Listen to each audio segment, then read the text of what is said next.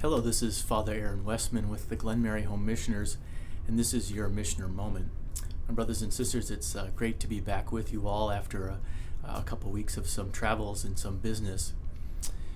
The first reading that we will encounter this weekend paints a picture of the world in which we live, and that is a world which has been created by God and is beautiful and abundant and has many blessings to it.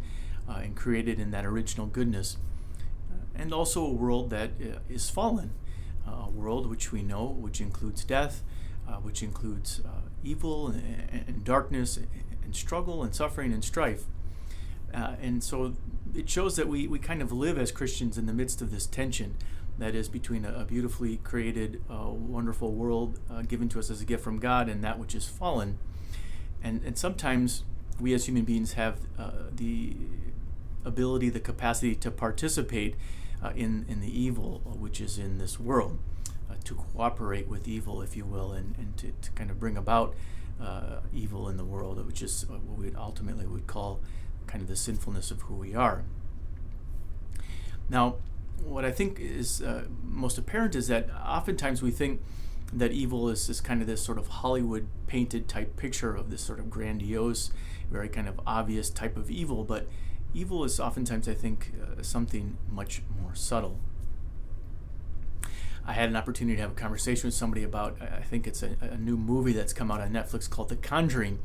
And I myself have not watched this, but I got the sense that it's about a kind of demonic possession that overtakes somebody and sort of makes them do these horrible things. And of course, it's true. In this conversation I had with the person, I was able to explain, the church's understanding of exorcism and kind of how that works in particular dioceses and what that means for a person such as myself as a priest.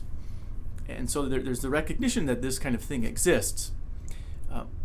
But what I think that we need to be careful not to confuse is that oftentimes we think that this is kind of the only way that we can participate in evil, when in fact, for most of us, our participation in evil is a lot more subtle.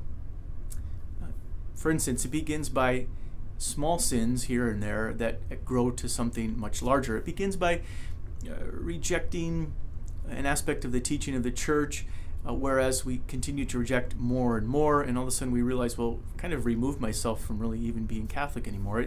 It sort of begins as, well, I won't go to Mass this weekend, and then one weekend becomes two, and then all of a sudden it's been a couple of years and I haven't been back to the church. It's, well, I don't think I really need to confess my sins to a priest, and so I haven't done that in 1 year, 2 years, and it becomes a decade before I've gone to confession. For most of us in our lives, including myself, participation in evil is oftentimes far more subtle than the way that we often have it depicted in Hollywood movies where you have possessions and exorcisms and the like. So I think the takeaway for us from the readings this weekend is to simply recognize that we live in a world that is good, but it's also fallen, and that it is possible for us to participate in evil. This isn't going to typically be this great thing like possession, which we know is true, but oftentimes it's more subtle. And so it's good for us to look at our own lives and say, where are the subtle ways that I'm participating in evil, and how can I return to Jesus, to be reconciled to the church, to be forgiven? May God bless you.